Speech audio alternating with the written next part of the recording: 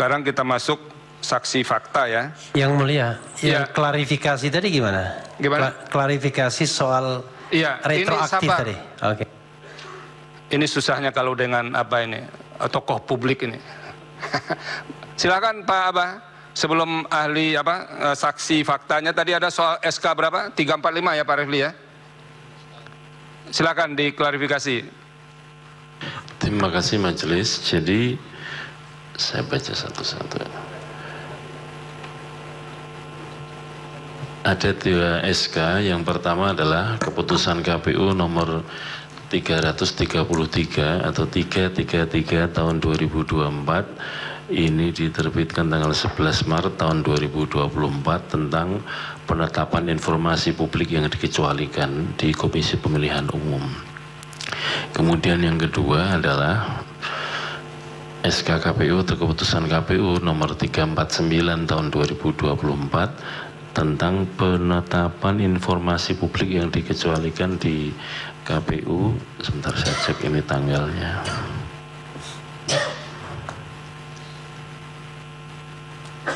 Ini tanggal 17 Maret tahun 2024 tentang, memang betul ada 2 SK tersebut. Oke. Nanti akan kami jadikan apa? Nanti kita lihat, nanti kita perdalam lagi Pak Refli. Kita selesaikan dulu ya saksi faktanya. Pak Hasim, tolong nanti kita dibantu juga ya untuk kebutuhan validasi itu ketik semua rekap yang dilakukan di tingkat kecamatan itu seluruh Indonesia, itu berapa sih yang mengajukan keberatan serekap tingkat kecamatan, lalu naik ke kabupaten, ada nggak keberatan, lalu naik ke provinsi, begitu.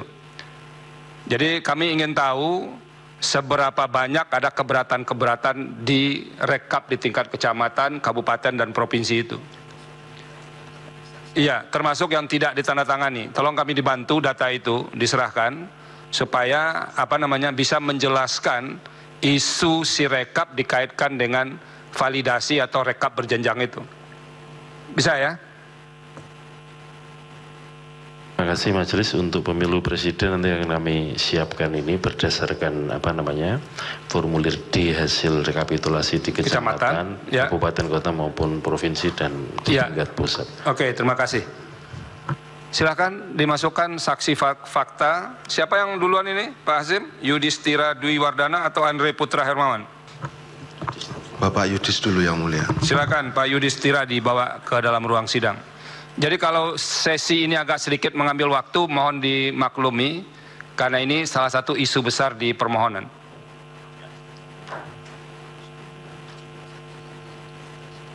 Ya.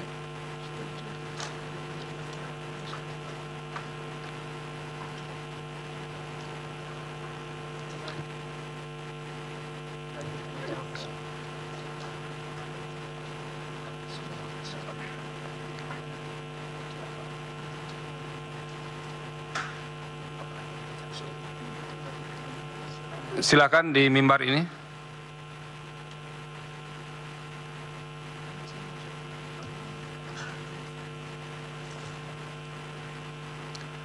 Saksi Yudhistira Dwi Wardana, Asnar ST PhD, akan menjelaskan proses bisnis aplikasi Sirekap.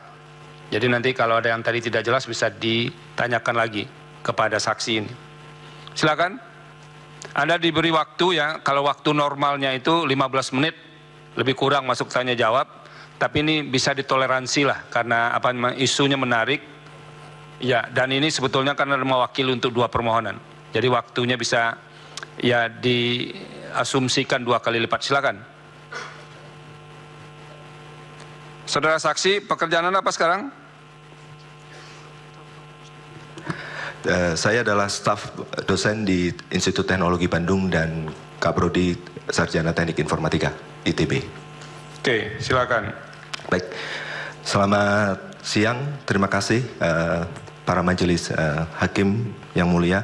Mohon maaf nih kalau agak deg-degan, mohon maaf sekali karena berbeda dengan Pak Masudi yang sudah punya pengalaman. Baik, hari ini kami akan menjelaskan sedikit terkait dengan bisnis proses dari aspek teknis gitu ya, karena saya menjadi security analyst di tim pengembang Sirekap 2024 yang ditunjuk oleh Institut Teknologi Bandung. Next.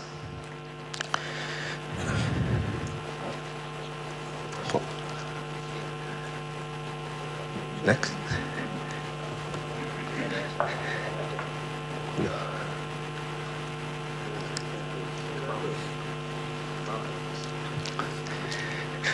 Ini PowerPoint-nya error juga. Pakainya Pak PDF ternyata Pak. PDF.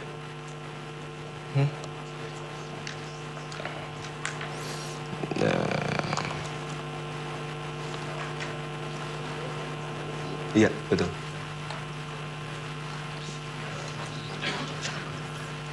Baik. Mungkin bisa di-view di browser saja, Mas. Baik, ada hal yang menarik terkait dengan Sirekap 2024. Jadi bahwa dia melingkupi 5 jenis pemilihan, ya. Di situ terdapat dari 823 gitu ya. 226 TPS, kurang lebihnya seperti itu. Lalu ada sekitar 60 juta gambar yang kita harus naikkan dalam waktu yang sangat singkat karena jumlah TPS-nya banyak, jumlah pemilihannya banyak, ada 75 lembar per TPS itu. Jadi kita bisa bayangkan seberapa berat beban yang harus dikelola oleh sistem Sirekap. Oke. Nah, ada fakta yang menarik. Jadi pada akhir hari pertama pemilihan itu ada 29,07% TPS yang sudah mengirimkan data ke Sirekap. Dan pada tanggal 16, oke, itu ada 50, pelan-pelan Mas, next slide yang kedua. Kayaknya, boleh. Oke. Ada 50. Jadi di hari ketiga gitu ya, hari ke-16, jadi ada 3, 14, 15, 16, hari ketiga jam 8 pagi itu 50% sudah naik data C hasil dari situ. Dan ini kita bisa bayangkan perbandingannya dengan bagaimana data itu terkumpul ketika di sistem-sistem sebelumnya. Perlu juga harus dipahami, tadi ada diskusi bahwa ini melingkupi seluruh Indonesia. Kami memahami hal itu karena ada background pendidikan, background ekonomi sosial yang banyak, dan dia harus mencakup seluruh aspek geografis gitu ya, tidak melulu harus punya akses internet. Jadi di Sirekap itu ada modality offline, kita menyebutnya, ada modality semi offline, jadi dia foto, lalu dia bergeser untuk mencari internet, lalu atau yang terakhir adalah langsung online seperti yang banyak dipakai kebanyakan dari pengguna Sirekap. Next. Nah, dari aspek ini kita bisa lihat di pojok sebelah kiri, kita bilang bahwa itu adalah yang dilakukan oleh KPPS. KPPS pertama akan melakukan capture dan pengenalan angka yang dibantu oleh OCR. Jadi OCR itu adalah alat yang membantu selain KPPS itu mengentry 75 halaman, kita bantu dengan OCR dan UMR, lalu dikonfirmasi ke KPPS dan mereka akan melakukan ya penandaan kesesuaian atau perbaikan jika memang diperlukan. Jika sudah, mereka akan mensubmit itu ke dalam komputer atau ke dalam back-end-nya Sirekap, lalu ada konfirmasi, benar nggak ini? Ya, setelah ini benar, maka dia akan terkirim untuk diproses lebih lanjut, dan nanti mungkin ada laporan-laporan dari masyarakat yang harus ditindaklanjuti oleh operator di kabupaten kota untuk perbaikan lebih lanjut. Jadi fasenya ada yang terjadi di sisi KPPS, ada yang terjadi di sisi KPU, dan terutama kalau kita bicara terkait dengan Tungsura, banyak sekali operator yang akan beroperasi adalah operator yang ada di kabupaten kota. Di sini kita bilang bahwa Sirekap merupakan alat bantu publikasi gitu ya, dan hasil final untuk nanti hasil finalnya adalah rekapitulasi dan hasil final dari hasil dari scan C hasilnya. Next. Nah, kita bisa lihat di situ. Jadi Sirekap tersendiri itu kita letakkan di 3 lokasi yang berbeda untuk menghindari kalau ada pemenuhan atau bottleneck dari jaringan internet di Indonesia. Jadi ada 3 lokasi gitu ya, ada zona A, zona B, zona C. Lalu ada beberapa data yang kita distribusikan ke CDN gitu ya, yang across the world, supaya bebannya tidak terkonsentrasi ke satu server doang atau satu data center saja. Jadi kalau kita bicara di sebelumnya gitu ya, selalu bottleneck yang terjadi itu adalah di bandwidth di Imam Bonjol. Karena itu kan, ya kalau servernya nganggur, bandwidthnya habis, ya tekor semuanya. Itu sebabnya kita menggunakan teknologi cloud supaya apa? Bebannya terbagi rata dan layanan-layanan yang dipakai di situ dipakai untuk layanan Sirekap web, Sirekap mobile, single sign on, key management untuk nanti penandatangan digital dan melakukan PDF verifications. Nanti akan saya jelaskan lebih detailnya dari masing-masing komponen itu bagaimana. Next. Nah, ada beberapa hal yang kita mau dudukkan dari banyak pendapat yang muncul di masyarakat. Next, tentang terkait dengan bagaimana autentikasi open source itu harus dipilih. Jadi ada banyak pendapat bahwa kalau dia menggunakan open source maka itu tidak aman, maka itu murah. Oke, murah dengan murahan itu dua hal yang berbeda. Kami punya pendapat yang berbeda. Banyak sekali contoh yang kita pakai adalah Keycloak. Oke, Keycloak itu adalah sebuah open source project yang dibesut oleh anak perusahaan IBM. Jadi yang kita pilih itu bukan open source project yang receh. Kita bisa lihat di situ ada, mungkin yang mulia bisa lihat ada linknya gitu ya, ada referensinya. Jadi mana saja sih perusahaan-perusahaan yang menggunakan Keycloak. Jadi bukan hanya KPU yang menggunakan Keycloak, dan malah banyak sekali sistem-sistem di Indonesia yang besar yang sudah menggunakan open source ini. Oke, next. Dan kemarin juga pernah disampaikan bahwa sudah banyak terjadi CVE atau Common Vulnerability Enumerations, rentannya yang ditemukan untuk CVE, untuk produk ini. Betul, ada 86 sampai tadi malam kami cek.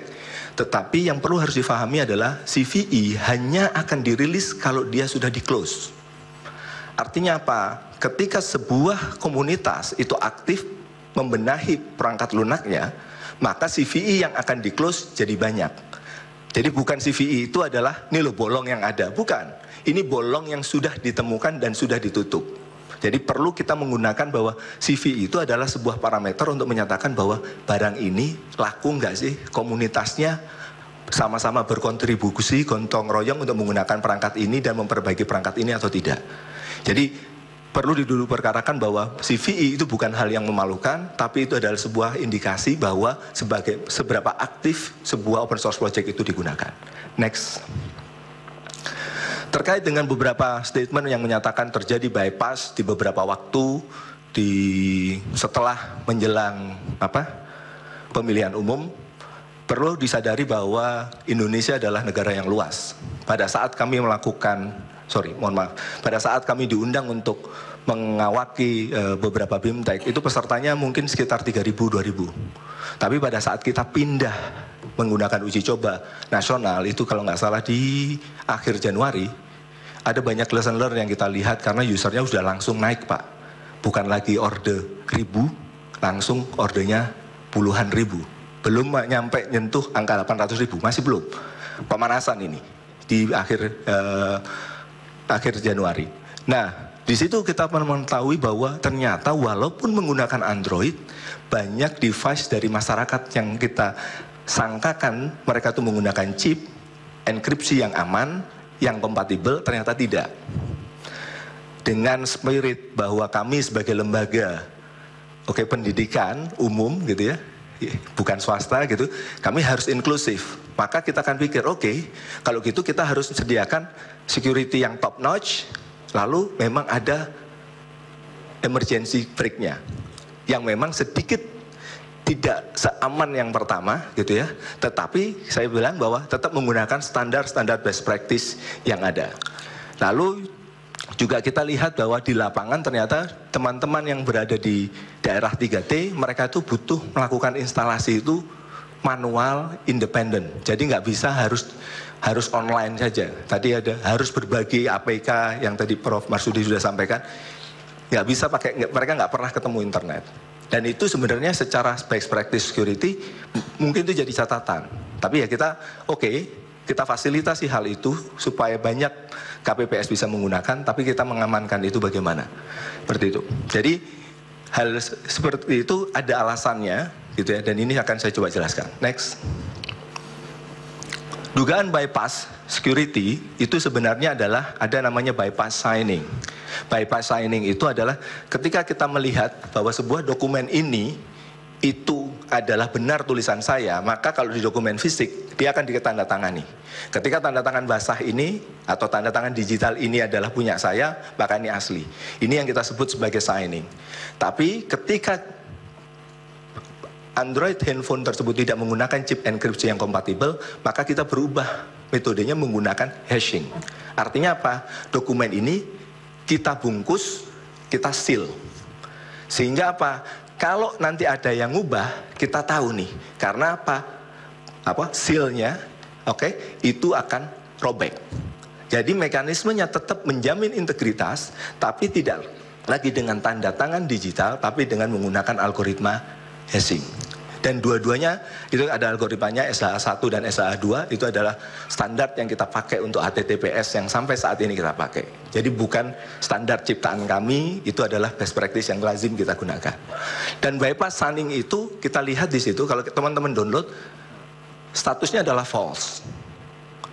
Karena apa? Kita bilang bahwa by default itu harus false, Tapi kalau nanti ternyata ada orang yang nggak bisa menggunakan pakai signing, dia harus nanti ada mekanisme mencoba sekian kali, saya tidak bisa menyebutkan berapa kalinya di majelis ini, mereka otomatis akan diubah jadi true supaya dia bisa melakukan hashing.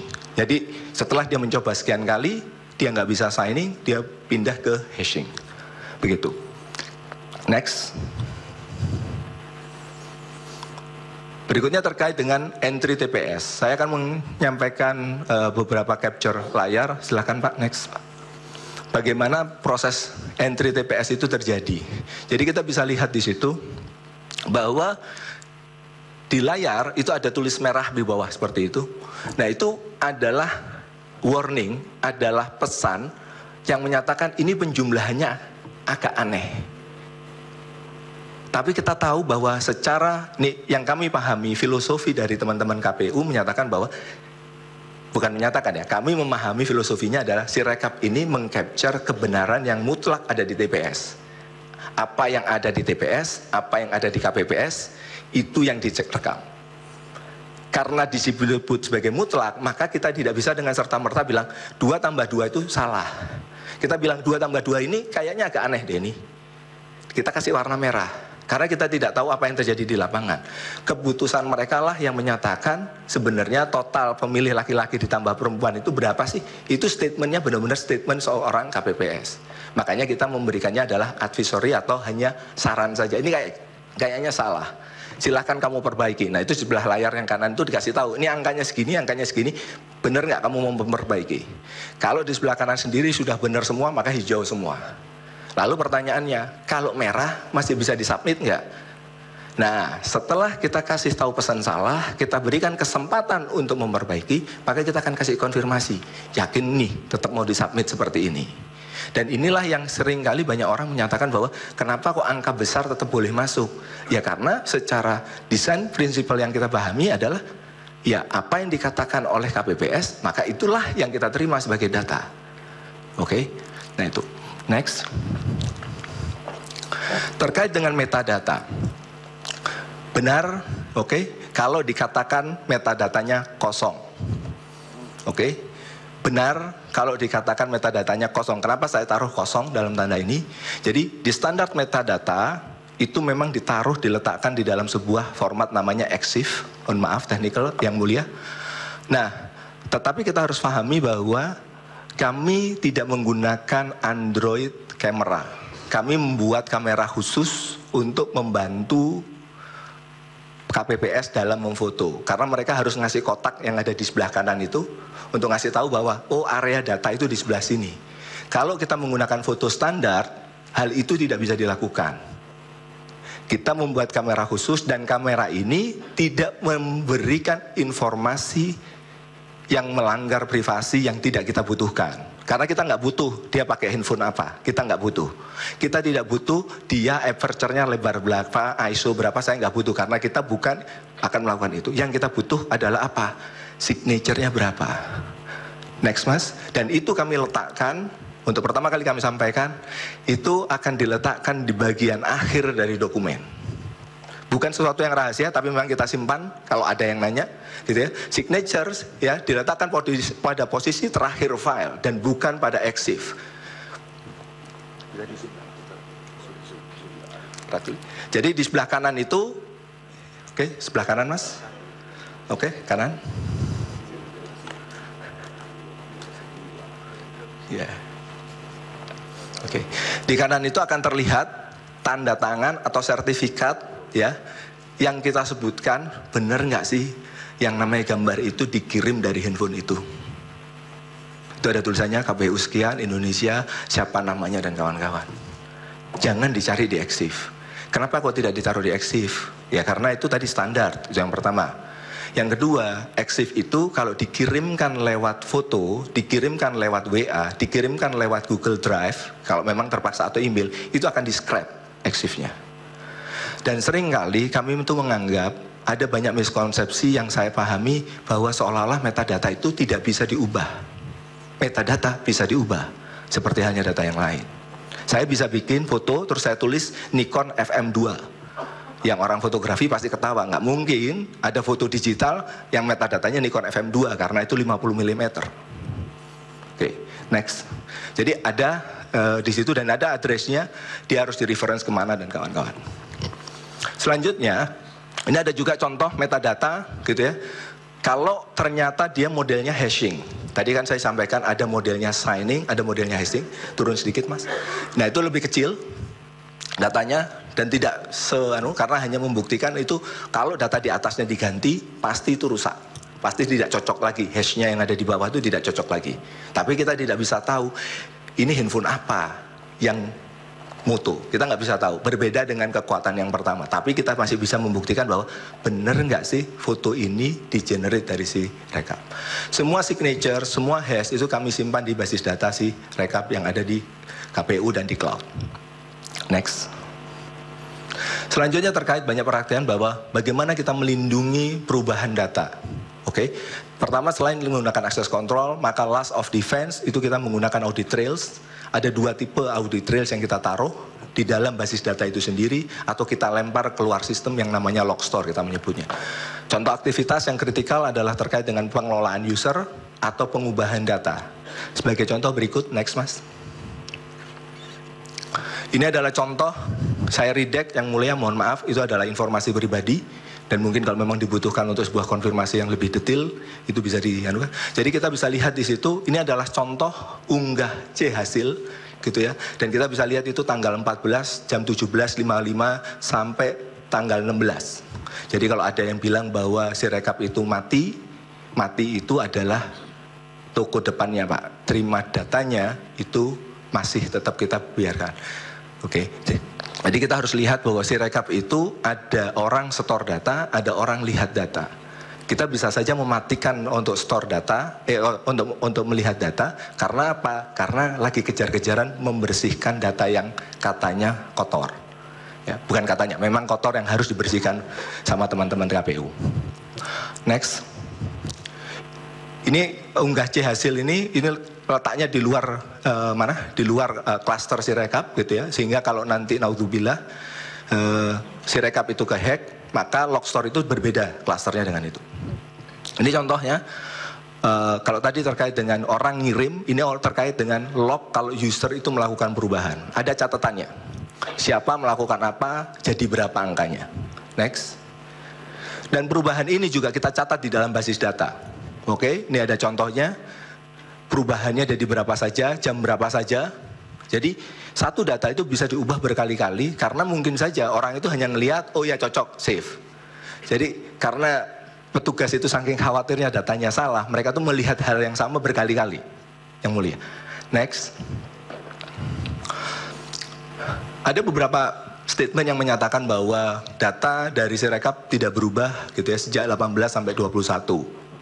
Sebagai fakta yang perlu saya sampaikan di majelis ini adalah data yang pertama kali kita terima adalah dari Sorong jam 11 waktu WIB gitu ya, TPS 1 Marikmai Malobdong Sorong, dan kita lihat yang bagian bawah mungkin turun agak naik dikit. Nah itu adalah jumlah kenaikan gitu ya, mulai dari jam 18.30 gitu ya, sampai hari berikutnya jumlah naiknya datanya seperti apa kiriman. Nah, kalau kita bicara kenapa kok baru 18.30 di situ, sebagaimana keterangan pers yang kami boleh Pak ya? Boleh ya? Oke. Kita dihantam DDoS sejak pagi dan baru kita bisa revive sampai 18.30 dan terpaksa harus punya banyak perjuangan dan kawan-kawan sampai akhirnya ada ya beberapa tuduhan-tuduhan kita menggunakan itu yang apa-apa, yang penting 18.30 rekan-rekan itu bisa naik. Kita bisa lihat naiknya itu signifikan gitu ya, karena kita belajar ya apapun yang terjadi teman-teman dari daerah harus kita hargai sudah ngambil foto dan mereka harus bisa ngasukin data itu secepat mungkin. Dan kita bisa lihat kebetulan gambarnya kayak segitiga ya, peaknya seperti itu, antriannya begitu. Next. Dan nanti kita akan lihat selama waktu itu perubahan perolehan angka 1, 2, 3 itu akan meloncat nanti ya, karena apa? Agak naik dikit Mas, balik lagi sorry sebelumnya. Karena apa? Biasanya yang masuk itu ordernya cuma 100, 200 per menit, lalu begitu kita beres dengan urusan DDoS langsung naik datanya dan itu akan loncat nanti, kita akan lihat di akhir ini ya. Next. Oh ya. Okay. DDoS yang masuk dalam satu hari itu di awal pemilihan itu sekitar 2 atau 3. Pada waktu akhir rekapitulasi kemarin kita tuh dapat DDoS itu selama seminggu kayak minum obat 3 kali sehari. Dan itu bukan hanya dari negara-negara yang kita biasa duga ya, sampai negara-negara Eropa pun, bukan berarti negara Eropanya ya, tapi origin dari trafficnya itu dari Eropa pun biasanya nggak melakukan itu melakukan. Ya tapi alhamdulillah ya Allah masih ngelindungin kita semua ya, masih lancar ya Pak ya, rekapitulasi ngecek gambar-gambar itu ya. Oke, alhamdulillah. Majelis, ini lebih dari 10 menit tidak apa-apa? Tidak apa-apa. Oh ya. Tadi sudah disampaikan ini untuk 2 permohonan. Oh ya. Oke. Berikutnya ada data terkesan tidak berubah dengan menggunakan web archive seperti itu, data kotor dan kawan-kawan. Nah memang perlu harus difahami adalah menggunakan web archive itu hanya melihat halaman depan saja. Kayak Bapak lihat gitu ya, ini kok tokonya sepi ya, tapi Bapak cuma lihat nih dari luar. Kok tokonya sama ya dari hari ke hari? Ya iyalah sama hari ke hari. Coba kamu masuk ke dalam tokonya, masuk ke halaman 2 dari Sirekap, halaman ketiga dari Sirekap, dan Sirekap itu mulai dari nasional sampai TPS, itu 5 level. Jangan lihat dari pintu depan doang. Dan kalau kita bisa lihat di catatan saya, pada waktu kita membuka publikasi itu jam 17, itu ada 46.000 TPS. Ada 46.000 TPS gitu ya, dan itu sekitar 5%. Artinya apa? Ya kalau hanya lihat dari pagar depannya, kalau ada TPS 1 masuk, itu persentase nggak akan berubah Pak. Kan kalau kita bicara ada 46.000 untuk merubah 1%, itu kan butuh sekitar 460 TPS masuk datanya, baru geser 1%. Jadi dan kita bisa lihat begitu makin banyak data masuk, persentase akan sulit bergerak karena apa? Jumlah suaranya itu makin besar untuk menggeser persentase itu seperti itu. Ya. Lalu kita bisa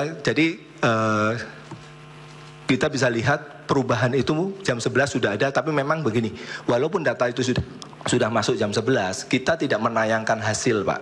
Kita hanya menyayangkan hasil sampai jam 17. Itu bukan karena DDoS, karena strateginya adalah kita meletakkan beberapa tempat di tempat yang berbeda gitu. Jadi, tapi kita bilang begini, dari pengalaman yang situng ya Pak ya, Pak Hasim, pada waktu kita publish 2 TPS, lalu muncul TPS pertama, itu hasil langsung goyang Pak. Muncul TPS keempat, hasil langsung goyang. Nanti kita kena lagi yang namanya, kok hasilnya Sirekap goyang-goyang lagi kayak hasilnya situng. Nah, oleh karena itu kita kumpulkan dulu, kalau sudah cukup besar, oke, kita buka. Dan itu putusannya adalah jam 17. Memang kita plan itu jam 18, tapi ternyata jam 17 sudah cukup. Terus terkait dengan DDoS itu terkontrol, jadi kita putuskan ya udah kita buka lebih awal, yaitu jam 17. Alhamdulillah. Next. Pilihan katanya harus kami, jangan kita. Nanti hakim terlibat juga di situ. Oh, mohon maaf ya Pak. Nah, jadi ketika kami, mohon maaf Pak, di bahasa Inggris bisa soalnya berdua-duanya Pak. Majelis yang mulia. Ketika kami melakukan plotting dari jumlah, perolehan masing-masing paslon per ini bukan per menit ya, per time stamp ya, kita bilang per time tick gitu ya. Kami bisa menunjukkan bahwa ada lonjakan itu mulai di sekitar jam 18 something, 18.30, 18.45. Nah itu ketika Pak DDoS tadi sudah tertangani, alhamdulillah kita bisa dapat pinjaman IP untuk karena IP kita sudah kompromis. Jadi kita mau pasang firewall, mau pasang apapun, itu tetap digedor server kami, gitu ya. Nah, tapi begitu sudah ditangani, kita bisa lihat lonjakannya sebenarnya kurang lebih trennya serupa gitu ya, tapi punya gradien yang berbeda. Jadi ada pertumbuhan terus sampai kita ambil plot, karena kemarin disampaikan di saksi ahli yang lain itu adalah sampai 2145, jadi kita plot sampai 2145. Gitu. Kita lihat sampai 2145 itu sebenarnya pertumbuhan perolehan suara dari masing-masing paslon itu seperti apa. Jadi adalah pertumbuhan itu, seperti itu. Oke, next. Dan kalau kita bicara terkait dengan pertumbuhannya, kita bisa lihat punya tren yang kurang lebih sama, gitu ya.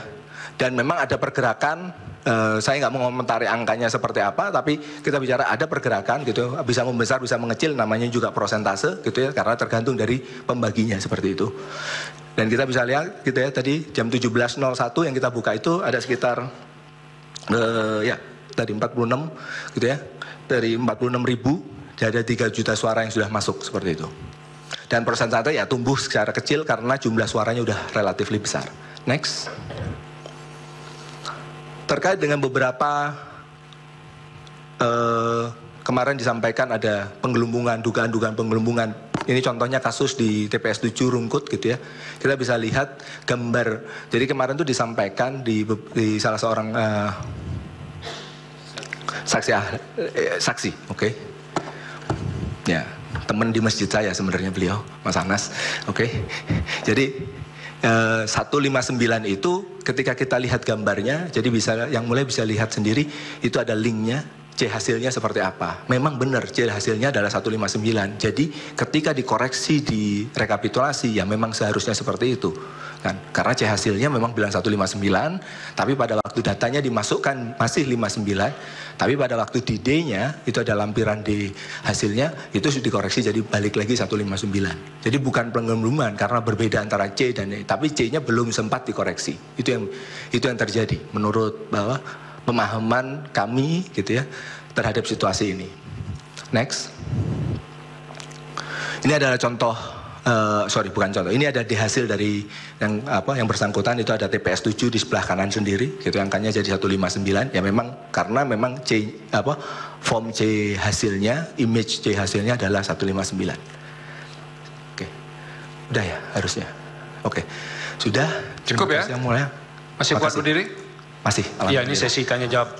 Dimulai dari termohon.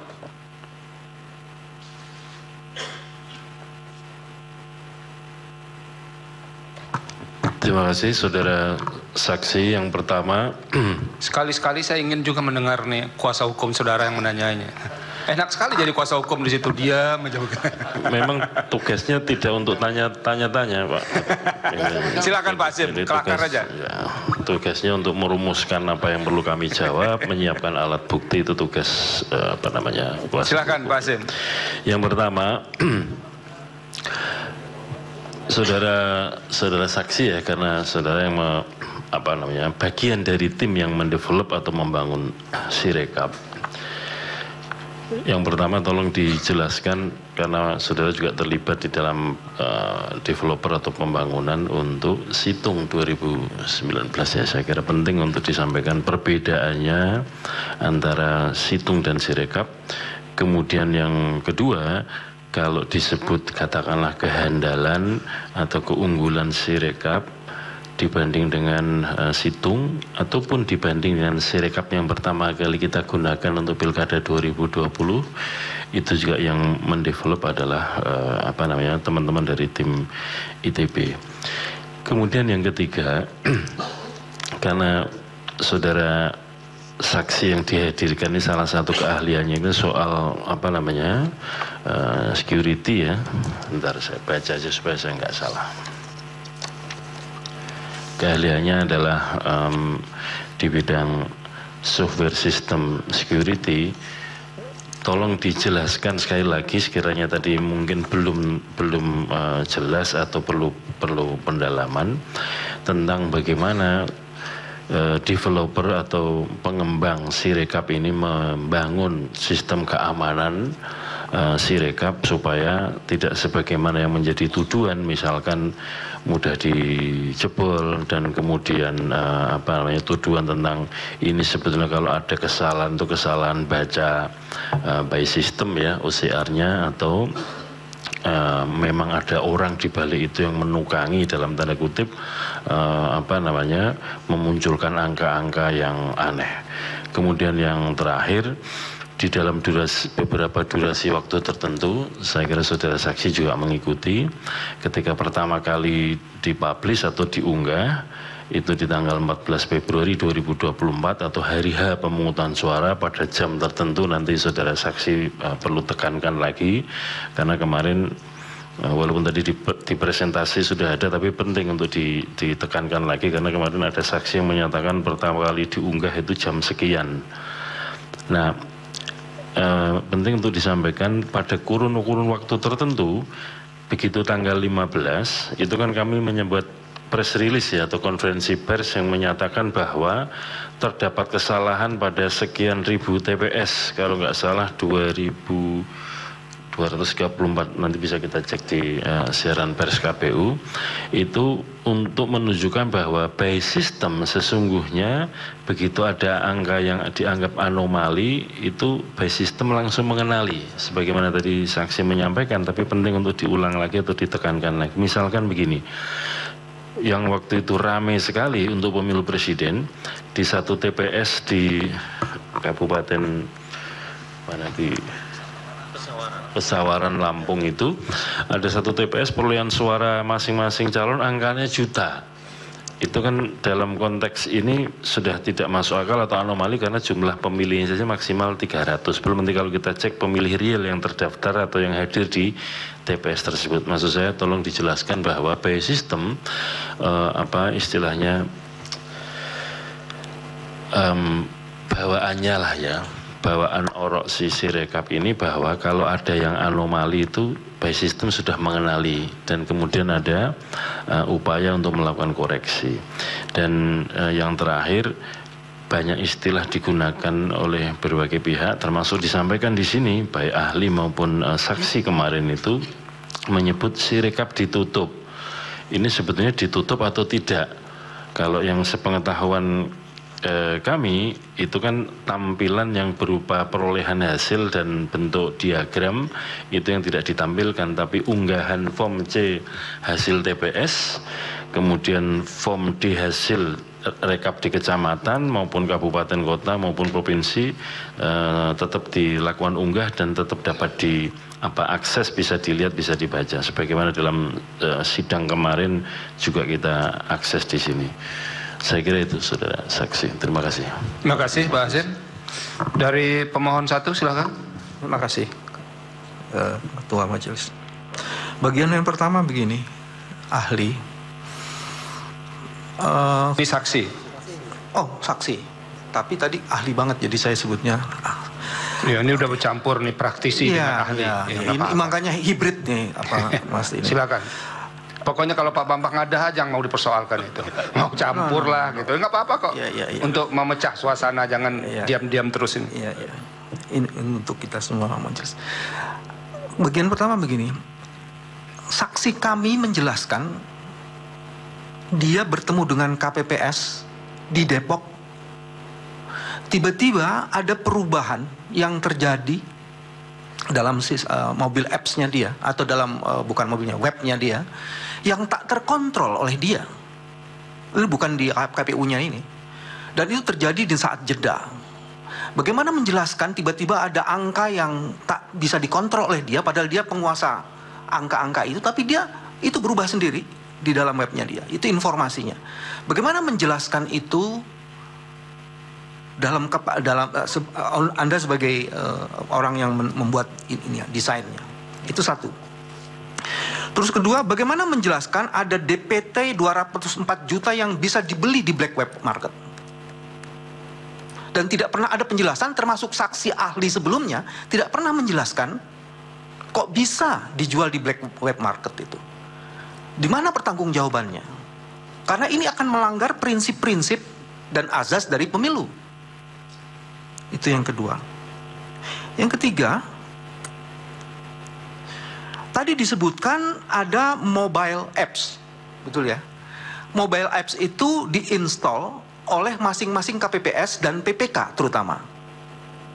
Terus kemudian, apakah pernah dipertimbangkan bahwa install itu terhadap begitu banyak, tadi yang mulia Hakim Arief sudah mengatakan, ada begitu banyak orang menggunakan HP yang berbeda-beda, tapi disuruh menginstall mobile apps, apakah ini bukan bagian dari proses pembiaran yang sengaja ingin merusak? Ini bukan kelalaian. Kan ada dibikin arsitekturnya. Apalagi untuk daerah-daerah di Pegunungan Tengah sana. Problem untuk Pegunungan Tengah adalah karena tidak ada wifi-nya, signalnya, baru di tingkat PPK difoto. Pertanyaan saya, apakah ada jaminan yang difoto itu hasil yang tidak pernah diubah? Apa jaminannya?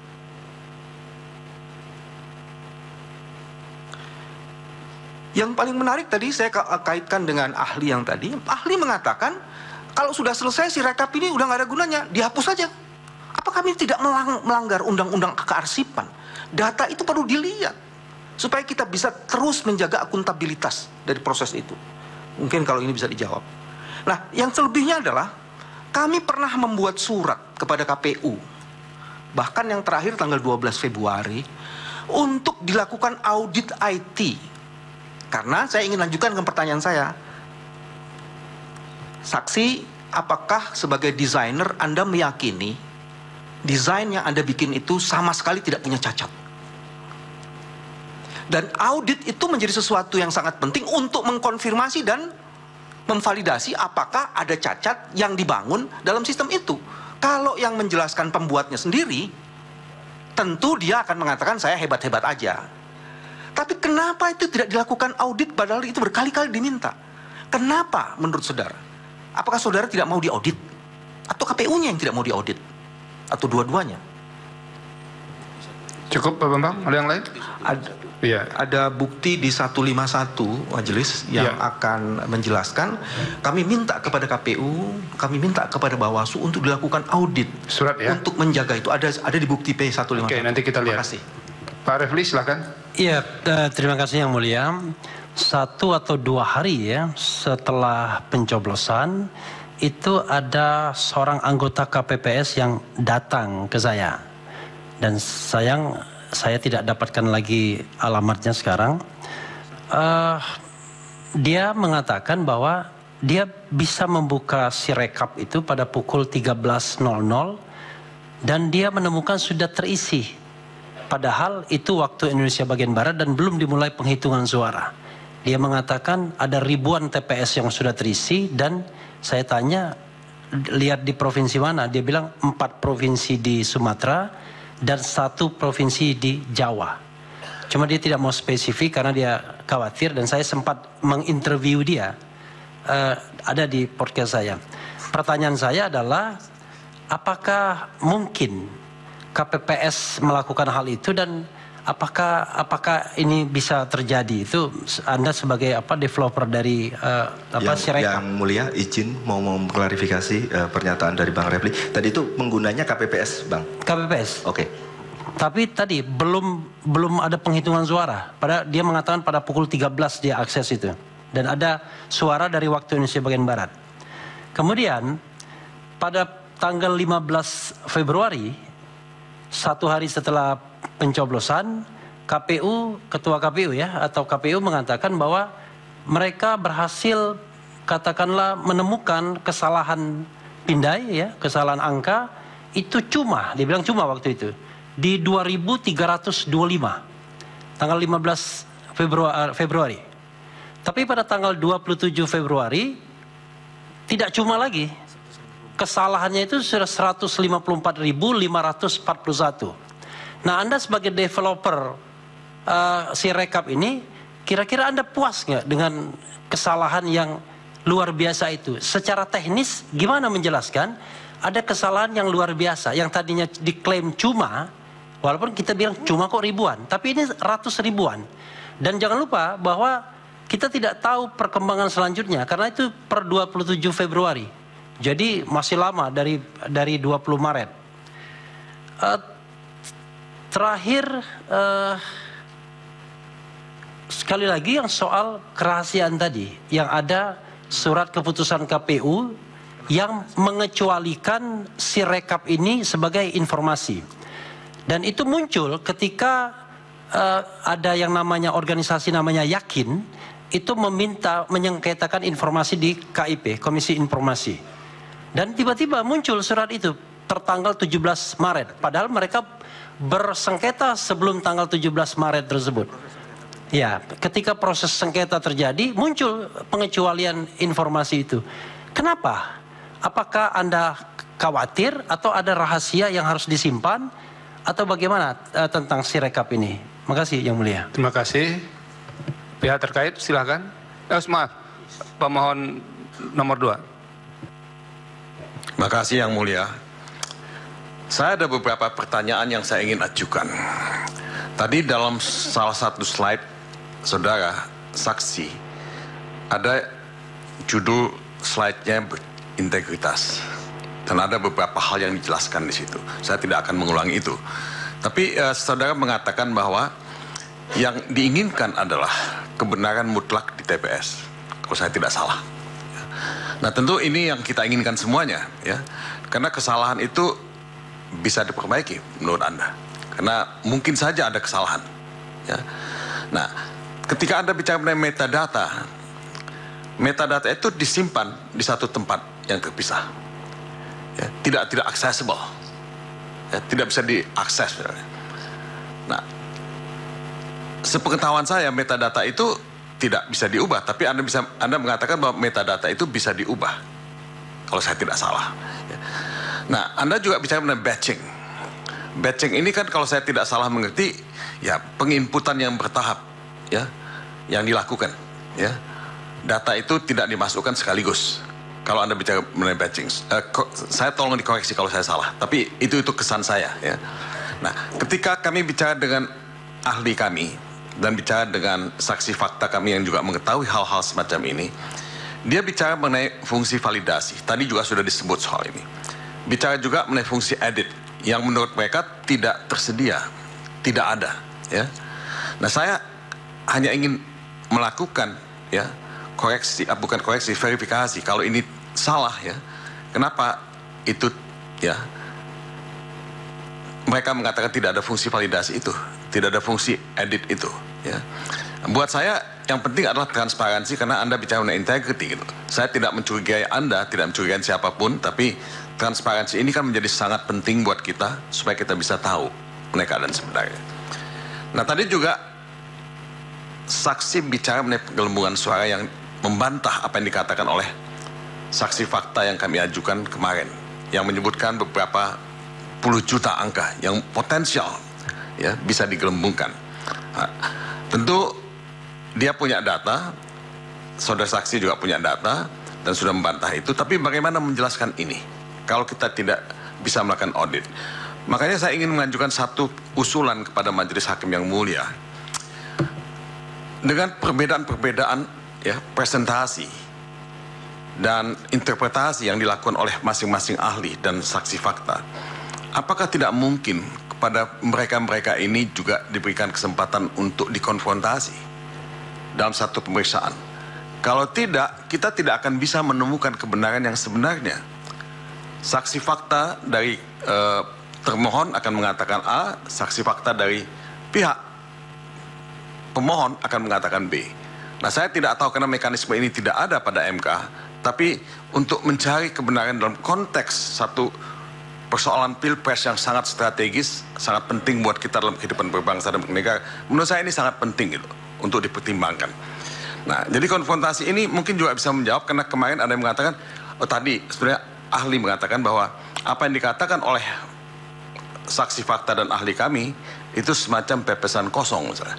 Buat saya ini agak tidak terlalu proper untuk diucapkan. Nah, kita ini punya Sirekap yang dananya besar sekali, tapi sampai detik ini kami tidak tahu betul berapa banyak sih anggaran yang dikeluarkan untuk mendevelop Sirekap sistem ini. Karena ini juga kalau bicara mengenai integritas, ini menjadi sangat penting. Saya mohon kepada majelis hal ini juga mungkin bisa dipertanyakan gitu. Karena proyek Sirekap ini banyak sekali kontroversi yang ditimbulkan oleh proyek ini. Nah, saya pada awalnya, Majelis Hakim yang mulia, sangat senang dengan digitalisasi ini dan malah berpikir untuk mengusulkan apa yang disebut e-voting gitu. Brazil sudah melakukan itu dan sukses, tidak ada masalah, tapi saya tidak berani mengusulkan ini karena saya tidak tahu dan tidak yakin apakah e-voting itu bisa jalan di Indonesia dan bisa punya integritas. Mungkin saya berhenti, saya yakin apakah e-voting itu bisa jalan di Indonesia dan bisa punya integritas. Mungkin saya berhenti sampai di sini. Mungkin Saudara Magdir akan melanjutkan. Terima kasih. Silakan berikutnya. Terima kasih Yang Mulia. Pertama saya mau teruskan dulu pernyataan dari Bang Mulia tadi mengenai soal integritas saudara saksi ya. Dari keterangan saksi kami dan juga yang disampaikan kepada kami, misalnya ini ada satu TPS yang perubahan itu terjadi sampai 763 kali lebih. Ya. Kalau kita bicara tentang integritas, ya, apakah perubahan-perubahan seperti ini mencerminkan integritas yang dibangun supaya terjadi perubahan atau supaya ada kepastian? Nah, ini hal yang pertama yang kami meminta konfirmasi dari saudara saksi. Tadi saudara saksi juga sudah menjelaskan soal-soal yang terkait dengan penghitungan atau hasil dari Sirekap ini, ya. Dalam pemahaman kami yang juga dari diskusi dengan saksi dan ahli kami itu bahwa suara total itu adalah suara sah dan tidak sah. Kemudian suara sah itu adalah suara yang diperoleh oleh paslon 1, paslon 2, dan paslon 3. Akan tetapi yang terjadi yang kami lihat adalah bahwa perubahan-perubahan angka ini selalu tidak bersesuaian. Angka yang ditampilkan sebagai hasil ini. Ya. Nah, menurut saudara ahli, ya, menurut saudara saksi, apakah ini salah satu bentuk integritas dari program yang saudara bangun? Atau sekali lagi, ini adalah untuk menyembunyikan sesuatu? Itu yang kedua. Kemudian yang lain lagi yang kami juga ingin mendapatkan penjelasan dari saudara saksi adalah kecenderungan dari perolehan suara yang tetap, ya. Meskipun begitu banyak suara yang masuk untuk ketiga paslon ini, tetapi hampir tidak terjadi perubahan pada persentase yang diunggah oleh Sirekap. Ya, kan mestinya meskipun ini sebab yang kita lihat memang ada jeda terlalu lama. Ya, seolah-olah ini jeda yang lama ini adalah sebagai upaya agar supaya perolehan itu bisa terjadi secara tetap. Ini yang membuat orang juga sangat mencurigai, ya, fungsi dari penyalahgunaan fungsi dari Sirekap ini. Yang ketiga, saya ingin juga meminta komentar atau pendapat keterangan dari saudara saksi.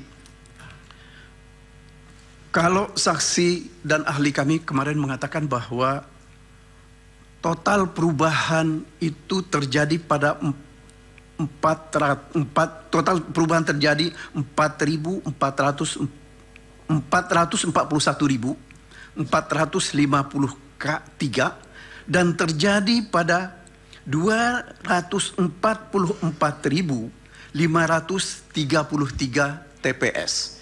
Ini bisa dibuktikan jejak kaki dari perubahan-perubahan itu. Nah, misalnya ditemukan Perubahan C1 lengkap. Kemudian penghapusan suara juga terjadi untuk paslon. Ada yang hilang, kemudian ada yang muncul lagi, kemudian ada yang hilang lagi, dan seterusnya seperti itu yang terjadi. Nah, kemudian ada juga yang terjadi adalah penghapusan dalam suara sah. Ya.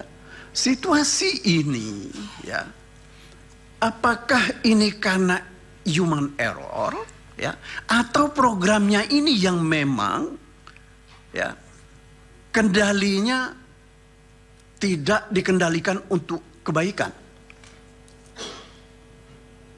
Yang terakhir, saya ingin juga tahu supaya ini juga tidak menimbulkan fitnah. Ini kan berkali-kali dikatakan oleh beberapa pihak, server ini ada di Singapura, bahkan ada yang mengatakan ada di China. Ya. Saya kira ini tolong saudara saksi tegaskan, apakah memang seperti itu? Ya. Dan kalau itu yang terjadi, yang mengontrol server ini siapa? Terima kasih Yang Mulia. Terima kasih. Sebelum ke pihak terkait, jadi memang kemungkinan untuk konfrontasi itu, tunggu dulu, sabar. Ya. Pak Hotman ya. Nah, soalnya Pak Mulyani minta ada konfrontasi, konfrontir. Nah, tidak memungkinkan itu dilakukan karena ini memang speedy trial. Yang kedua, kami punya instrumen lain untuk mengecek kebenaran suara itu. Itu. Tadi kan kita sudah minta KPU menyerahkan semua. Hanya satu pertanyaan dari Pak Arief Hidayat yang mengatakan, kalau memang akhirnya yang dipakai adalah manual dan perhitungan berjenjang, ngapain kita ribut-ribut lagi bicara Sirekap? Itu tadi pertanyaan dari Pak Arief Hidayat. Ya, yang dilihat adalah manual dan perhitungan berjenjang. Ngapain kita bahas-bahas lagi tentang Sirekap ini? Ya, sekali lagi saya hormat kepada Bapak Arief Hidayat karena Bapak sudah mengingatkan kami bahwa kami ini adalah sarjana hukum. Dari tadi kita kuliah komputer. Pak Hotman, pertanyaannya apa? Pertanyaannya apa, Pak Hotman? Ya. Sebentar Pak Hotman. Tadi pada waktu mengirim tapik saya lihat cincinnya bagus-bagus itu. Pertanyaan saya, saudara saksi, kalau ternyata yang dipakai dalam SK pengumuman final perhitungan suara adalah manual dan perhitungan berjenjang, bukan hasil dari Sirekap, masih perlu nggak Bapak kuliah di sini? Masih perlu nggak kita bahas tentang Sirekap? Ya, masih perlu nggak saksi menjawab pertanyaan dari Pak Repli dan Bambang yang selalu ngeyel tentang Sirekap ini? Pak Hotman, tadi saya sudah tegaskan, ini didalilkan kami mahkamah berkepentingan mendapatkan penjelasan soal ini. Enggak, jadi, tapi saya bertanya jangan dianggap kehadiran orang itu tidak penting. Kami menganggap penting. Oke, kalau jadi begitu, jangan persoalkan kehadirannya lagi. Oke. Pertanyaannya apa sekarang? Pertanyaannya, apakah saksi setuju karena yang diumumkan itu adalah perhitungan manual dan berjenjang, bukan hasil dari Sirekap, maka kelemahan dari Sirekap nggak perlu lagi dibicarakan. Terima kasih. Oke, berikut terkait. Saya lanjutkan. Ya udah. Jadi kita jangan mengabaikan ya, menganggap ini tidak ada pentingnya. Itu keliru juga. Kalau nggak usah datang saja ke sini.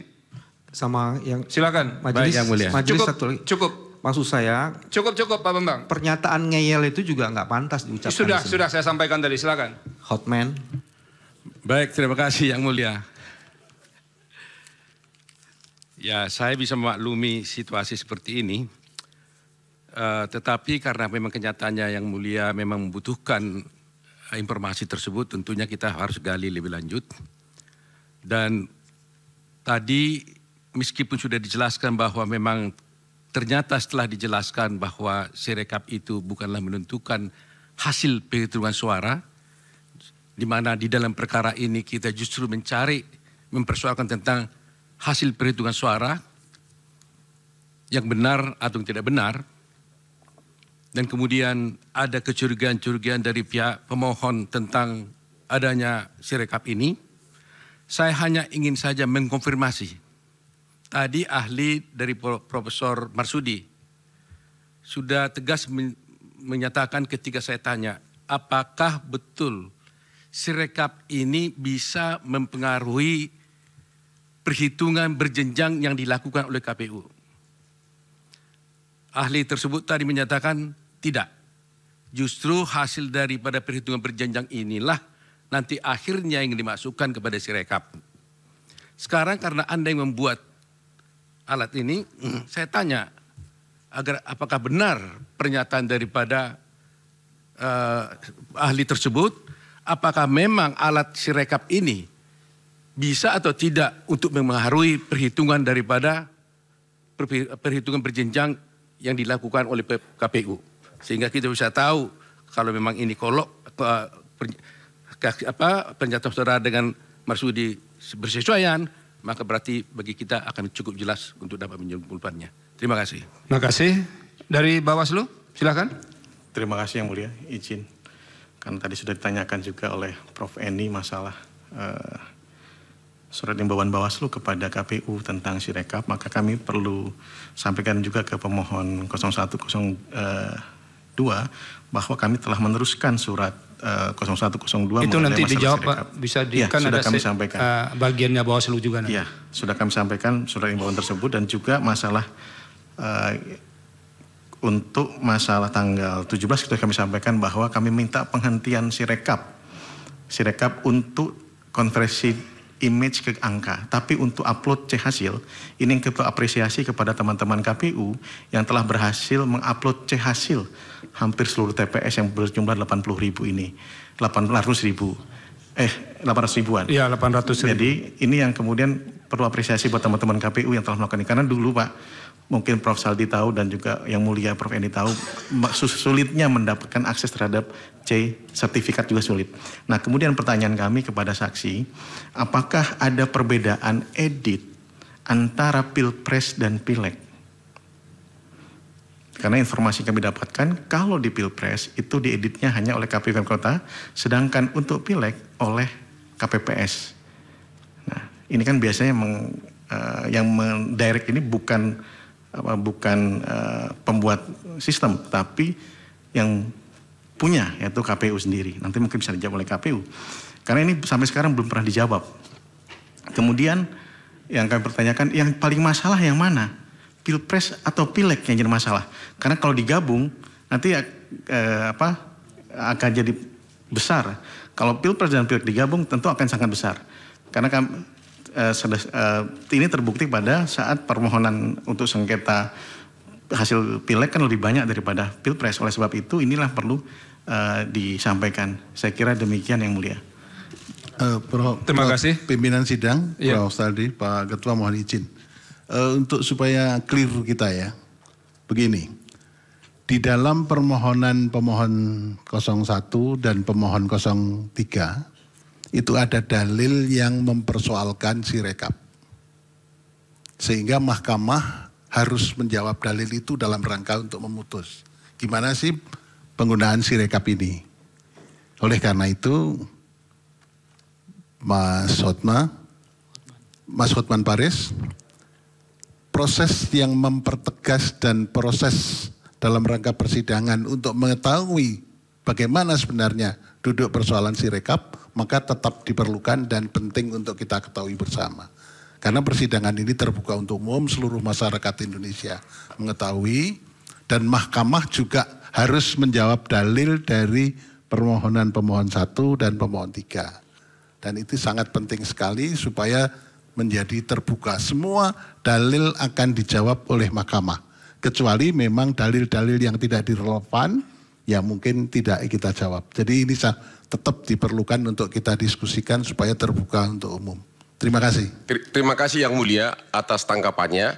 Tapi menurut kami berhubung sudah dijawab bahwa yang dipakai adalah manual sama perhitungan berjenjang, itulah jawaban atas permohonan itu, bukan lagi Sirekap. Terima kasih. Pak Hotman yang menjawabnya nanti bukan kuasa hukum pihak terkait loh, hakim yang akan menjawab. Ya, jadi jangan kita diarah-arahkan mau menjawab kemana begitu. Silakan. Saksi. Baik, terima kasih Yang Mulia. Baik, saya mohon maaf kalau mungkin ada yang tertinggal, nanti bisa kalau diizinkan bisa yang bersangkutan untuk menanyakan kembali. Jadi saya mulai menjawab dulu. Saudara saksi, kalau yang mirip dijawab gabungan saja, nggak usah per orang ya, supaya agak lebih efisien juga. Baik. Jadi ketika tadi ditanyakan terkait dengan penanyaan bahwa apa sih yang membedakan Situng Sirekap 2020, Sirekap 2024. Jadi di Situng tadi sudah disampaikan bahwa yang menginput itu adalah pertama jadi para KPPS itu harus melakukan salinan sejumlah saksi. Dan itu relatifly kalau kita bicara itu juga relatifly yang sangat membuat capek buat rekan-rekan di KPPS ya. Habis itu yang nanti akan melakukan scan, input dan kawan-kawan itu akan dilakukan oleh teman-teman di kabupaten kota. Di Situng 2020 itu sudah mulai diotomasi gitu ya. Tapi jumlahnya hanya 3 halaman. Beda dengan Situng 2024 yang satu TPS-nya jumlahnya 75 halaman. Jumlah TPS yang terlibat saya kurang hafal 200 atau Sirekap 2020 Pak. 270 kabupaten, ya kalau yang ini jumlah pemilihannya lebih banyak, jumlah TPS-nya jauh lebih banyak. Kalau nggak salah sekitar 200 ribuan seperti itu. Jadi secara scale itu berbeda kita bicara. Nah, ketika kita bicara terkait dengan bagaimana development Sirekap itu gitu ya. Nah, kami memiliki ada tim tester, ada tim developer, ada tim security, tim infra, tim basis data. Dan itu tim yang segregated. Karena saya kebetulan adalah security, jadi saya harus ngecek semua kerjaan. Makanya kayaknya itu sebabnya saya yang harus datang ke sini untuk menjawab pertanyaan di majelis ini. Oke. Nah, ketika kita bicara terkait dengan apakah mungkin orang di dalam itu melakukan pengubahan atau seperti itu. Kalau kita bicara, kalau dia punya authorization, dia bisa. Tapi itu sebabnya kalau di kasus yang Lampung tadi, itu kita bisa tahu.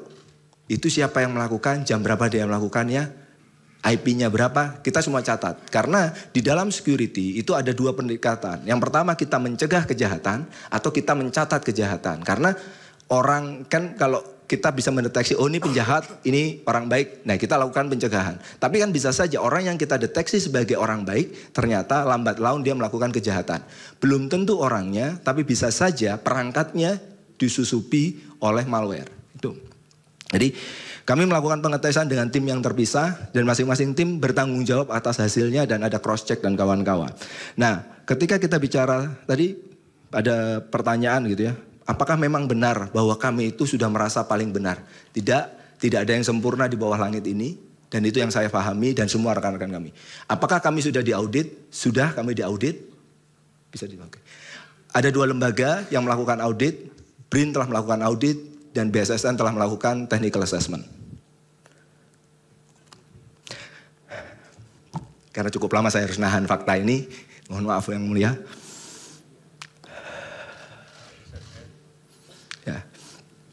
Nah, jadi kami sudah diaudit, gitu ya.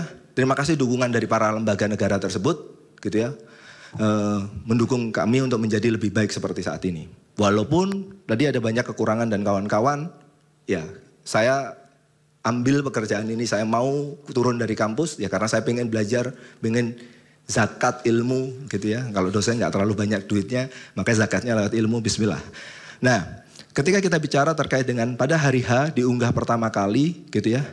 Lalu sistem itu bagaimana sih melakukan pengecekan? Tadi sudah disampaikan, kami akan mendandai data-data yang kita anggap, saya menyebutnya fishy atau aneh secara anomali. Tapi kita tetap terima. Kita tetap terima karena ya itu tadi ada statement yang sudah menyatakan bahwa tadi di salah satu screenshot itu ada juga menyatakan bahwa ini data ini sudah benar. Jadi itu statement KPPS ya sudah kita ambil statement itu. Nah kami punya pengecekan secara rutin tapi kita tidak mengaktifkan pada saat pertama untuk take down. Jadi nah setelah saya lupa hari kedua atau malam hari ya Pak ya. Yang kita akhirnya kayaknya kita Pak Hasim dan jajarannya memutuskan ya udah kita pakai automated take down. Jadi kalau sudah lewat angkanya kita nggak langsung publish. Jadi suara yang dari KPPS itu nggak langsung automated publish. Kita lihat dulu. Teman-teman kabupaten kota harus melakukan verifikasi apakah memang benar angkanya segitu karena kita menyebutnya angkanya angka ekstrim. Itu yang kita lakukan. Tapi fitur itu tidak kita enable dari awal karena apa? Karena ya kita awalnya sudah punya husnuzon menyatakan bahwa lah itu kalau statementnya dari teman-teman KPPS ya begitulah kejadian yang mutlak terjadi di lapangan. Ya, kalau kita punya delegation, kita harus memberikan authority, kita harus memberikan trust di situ. Tapi ketika kita lihat perkembangan seperti itu, ya terpaksa switch itu kita aktifkan. Baru teman-teman itu mulai bekerja. Nah, lalu ketika kita bicara terkait dengan Sirekap ditutup dan kawan-kawan, sebenarnya tadi Sirekap itu Bapak Ibu sekalian yang biasa digunakan oleh rekan-rekan, itu kami sendiri tidak pernah menyebut itu adalah Sirekap. Tapi itu info publik. Pemilu 2014 itu adalah info publik.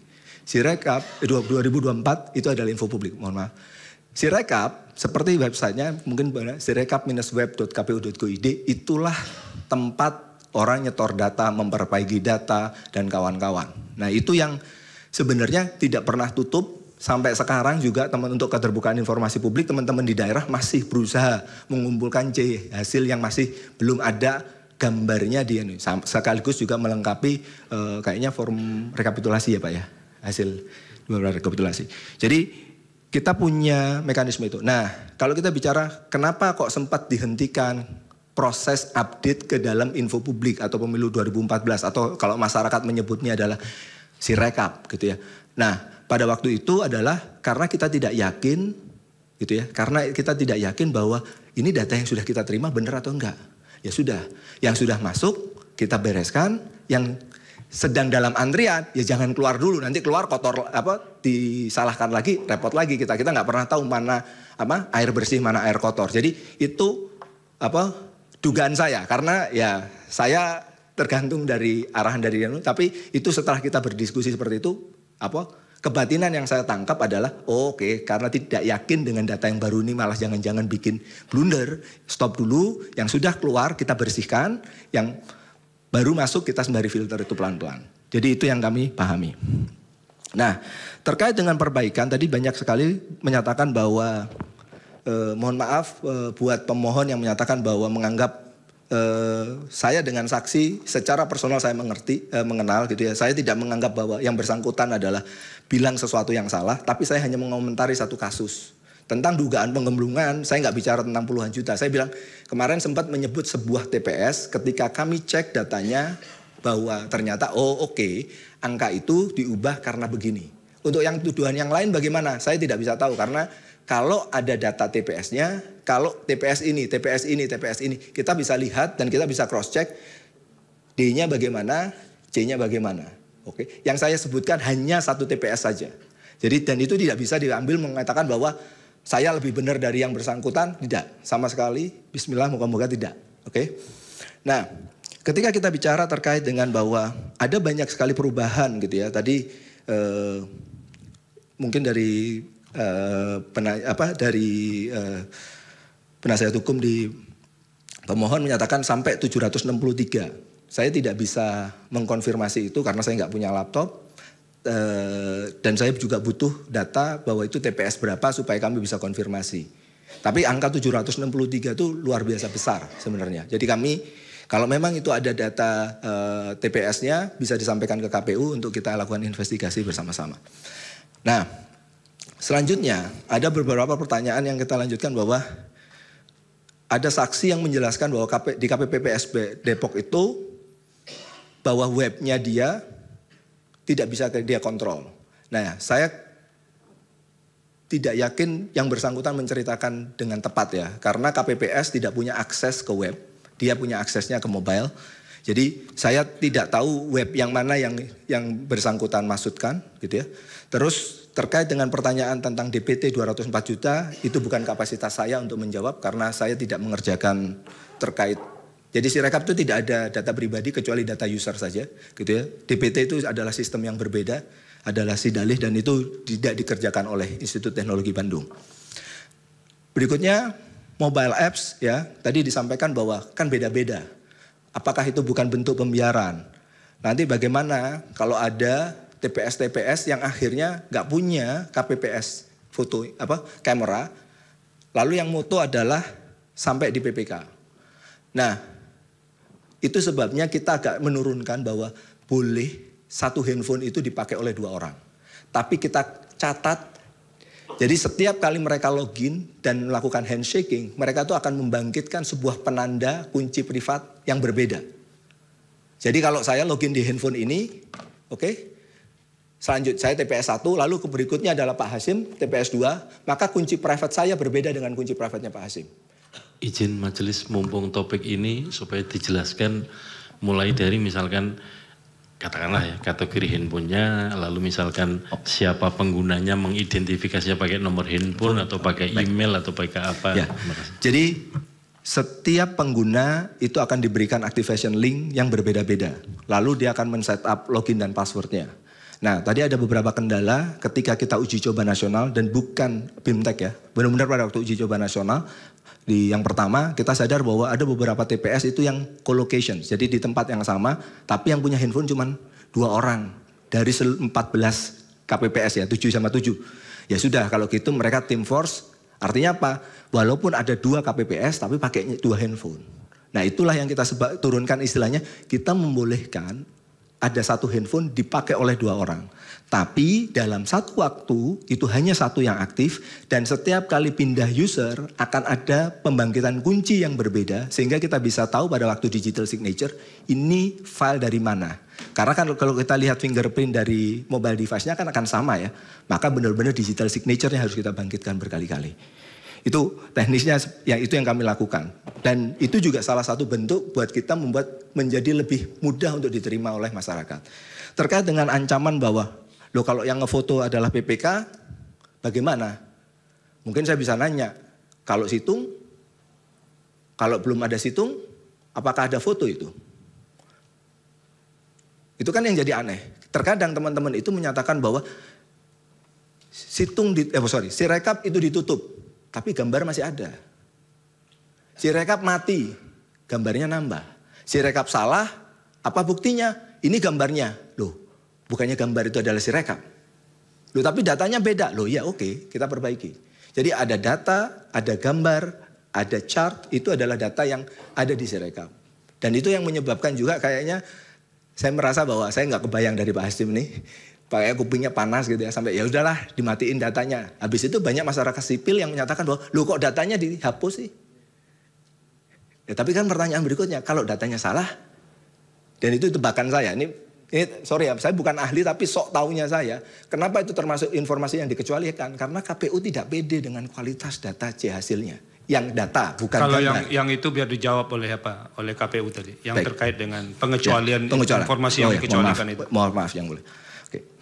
Jadi itu yang dilakukan berkali-kali bahwa kami tidak pernah mematikan Sirekap untuk menerima, memproses data dan lain sebagainya. Jadi teman-teman KPPS, teman-teman PPK, teman-teman di kabupaten kota itu selalu akan mengupdate, memperbaiki data itu sendiri. Audit sudah. Lalu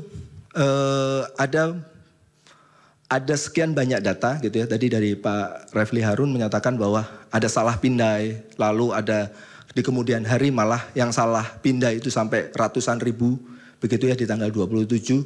Apakah secara teknis saya pribadi saya tidak bisa mengatakan institusi, apakah tidak puas? Ya tidak puas. Apakah pengen memperbaiki? Ya pengen memperbaiki. Nah tapi mungkin yang perlu harus kita sadari, saya bukan mencari justifikasi, ya, tapi saya menjelaskan konteks dari permasalahan ini. Akurasi yang kami uji cobakan dengan menggunakan dataset standar minis yang biasa dipakai itu 60.000 itu sudah 99% yang mulia. Akurasinya 99%. Artinya adalah 1 chance dari 100 akan salah. Artinya kalau kita punya 820.000 akan ada 8.200 sekian yang salah. Apa yang disebut salah? 75 halaman itu salah semua angkanya. Tapi kan seringkali karena nilai setitik rusak susu sebelah. Oh TPS ini salah. Karena apa? 1 karakter salah. Jadi untuk meraih menjadi 100% di praktik itu sangat sulit untuk dicapai. Karena apa? Jumlah TPS-nya luar biasa besar. Jumlah angkanya terlalu banyak. Jumlah lembarnya juga banyak. Tapi apakah tidak menjadi tantangan ya secara individu untuk memperbaiki? Ya. Gitu ya. Tapi mohon maaf sekali lagi bahwa kami saat ini kondisinya begini. Dan kita sudah punya beberapa hal yang kita harus introspeksi untuk meningkatkan kinerja dari OCR dan OMR. Tentang kerahasiaan Sirekap gitu, saya tidak membahas masalah itu. Lalu berikutnya ada terkait dengan pertanyaan dari pemohon Pak Todung terkait dengan integritas yang bersifat mutlak dari TPS. Nah, pertanyaannya adalah tentang metadata yang tidak aksesibel. Metadata tersebut ada di dalam file yang Bapak lihat dan Bapak download di pemilu 2024. Jadi bukan di database-nya kita. Tidak, itu file itu lihat bagian akhirnya, itulah metadata signature di situ. Kenapa kok tidak kita taruh di EXIF, di tempat yang biasanya? Tadi saya sampaikan, kalau ditaruh di situ, kalau nanti ditransfer lewat WA, EXIF itu akan hilang. Ditransfer lewat email, EXIF itu akan hilang. Karena itu biasanya dipakai untuk perlindungan privasi, Pak. Jadi EXIF itu itu beberapa teknik ya. Oleh karena itu, supaya nanti kalau nanti kita ditanyakan file ini benar atau enggak, ya kita lihatnya dari file itu, tidak lihat lagi dari EXIF-nya tadi. EXIF itu adalah metadata, orang biasanya menyebut JPEG, PNG, itu ada EXIF, nah itu adalah metadata. Kita taruh metadatanya di belakang filenya. Jadi tidak perlu minta tolong KPU, signature-nya file ini enggak, Bapak download, Bapak bisa. Dan malah minta izin majelis, itu namanya apa tadi? Disimpannya di mana tadi? Bisa tampilkan, Mas? Biar bisa dicek. Terima kasih. Di bagian paling belakang dari file. Jadi ada dua tipe file yang kita bisa pakai, JPEG atau salinan C hasil digital. Itu semuanya punya digital signatures atau hash yang ada di belakang.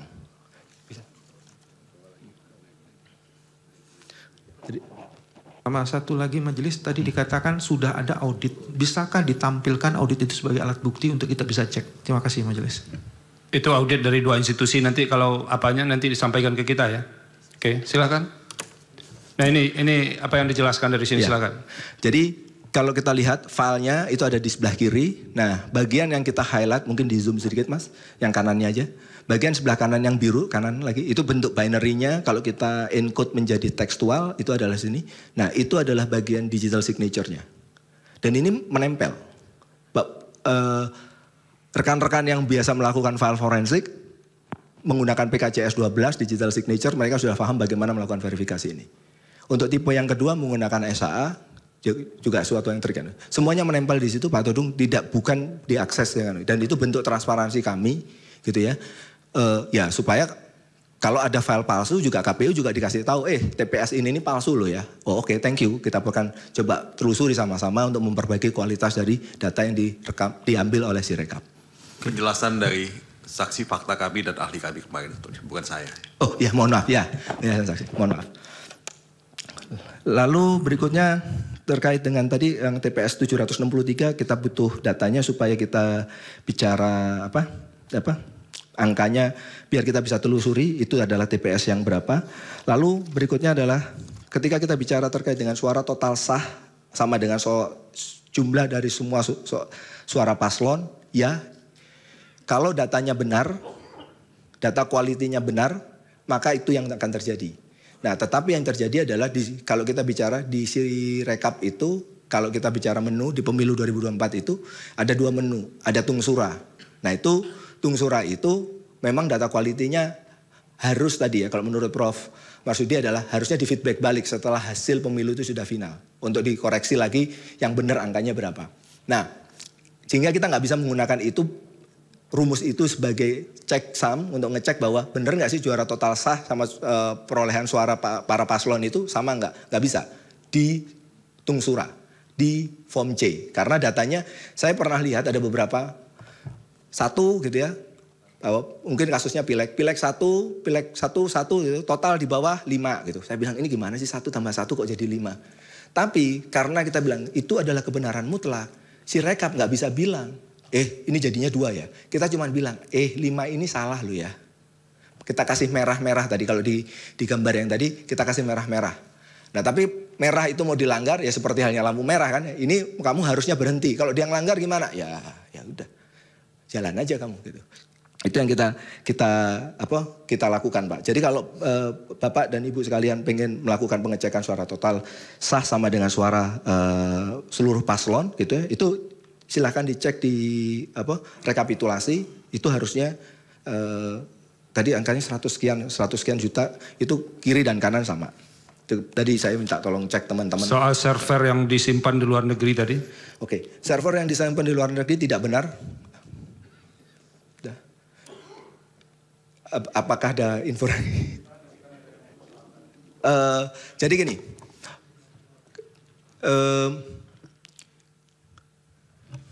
kami melakukan kesalahan, kami melakukan kesalahan gitu ya. Pada detik-detik pertama launching Sirekap, sehingga IP Indonesia aslinya itu terlihat. Dan itu kita butuh waktu sampai 18.30, alhamdulillah kita dapat pinjaman IP yang akhirnya Bapak lihat IP-nya sekarang. Gitu ya. Tapi servernya kan nggak mungkin server kita install API. Jadi kalau IP lamanya Bapak lihat itu IP Indonesia gitu ya.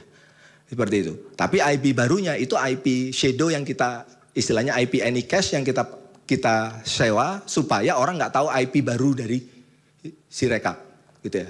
Tempatnya masih sama karena nggak mungkin tanggal 14 sudah nginstall di suatu lokasi, terus dalam waktu 3 jam kita sudah nginstall di tempat lokasi yang berbeda di Singapura, di Perancis gitu, enggak. Gitu. Jadi lokasinya ada di area Jakarta gitu ya. Ya untuk lokasi pastinya saya tidak bisa. Dan mungkin kalau kita bicara siapa penyedianya mungkin Bapak dan Ibu sekalian sudah tahu. Itu jadi informasi publik di sidang KIP kemarin. Masih ada lagi yang mau dijelaskan? Oke. Tadi yang dari Bawaslu. Bawaslu, oke. Iya, fungsi edit, mohon maaf. Ya. Jadi ketika ada fungsi edit, apakah memang ada fungsi edit di TPS? Untuk Pilpres ada. Tetapi untuk perolehan final hanya diindikasikan sesuai atau tidak sesuai. Tapi tidak mengganti angka. Tapi untuk acara administratif atau yang detail-detail yang lain itu bisa diedit. Tapi hanya untuk perolehan final itu hanya menyatakan bahwa ini sesuai atau tidak sesuai. Kalau nanti tidak sesuai maka akan diperbaiki oleh teman-teman di kabupaten kota.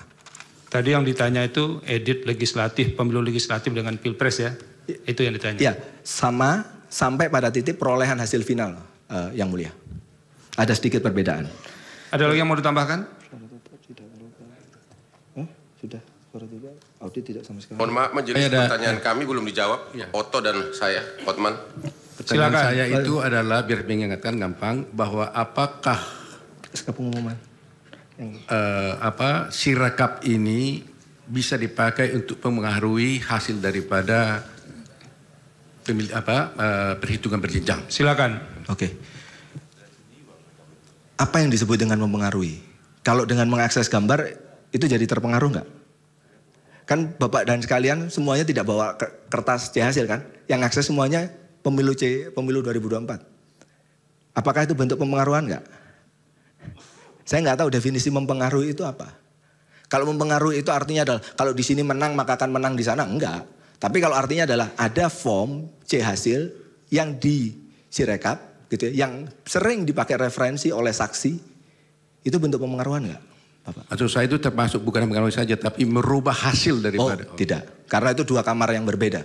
Izin majelis mungkin untuk memperjelas saudara saksi, dijelaskan begini. Sirekap itu memproduksi angka atau Sirekap itu menginput data dalam arti image maupun apa itu namanya PDF ya rekap, baru kemudian muncul angka Sirekap. Nah, gitu. Sirekap tidak menginput angka karena prosesnya kan ada yang rapat gitu ya. Nanti sudah di scan berita acaranya, scan, upload, muncul di pemilu 2024 gitu. Jadi kalau begitu hanya image ya? Image, begitu. Okay. Cukup. Majelis satu tadi pertanyaan saya belum dijawab. Apakah benar bahwa pada akhirnya hasil manual dan berjenjang itulah yang kemudian dimasukkan ke Sirekap? Iya itu tadi. Ada orang rapat, hasilnya ditandatangani, di scan, itu yang diupload ke Sirekap. Cukup ya? Pimpinan. Ya silakan dari meja hakim. Baik, terima kasih yang mulia Ketua. Pak Yudhistira, tadi ahli sebelum mengatakan bahwa setelah hasil tanggal 20 Maret, itu kan Sirekap quote and quote tidak lagi akan berubah ya, karena sudah final. Nah, tadi Pak Yudhistira sempat menguraikan terkait proses bisnis aplikasi Sirekap ini. Mungkin bisa memberi gambaran bagi kami.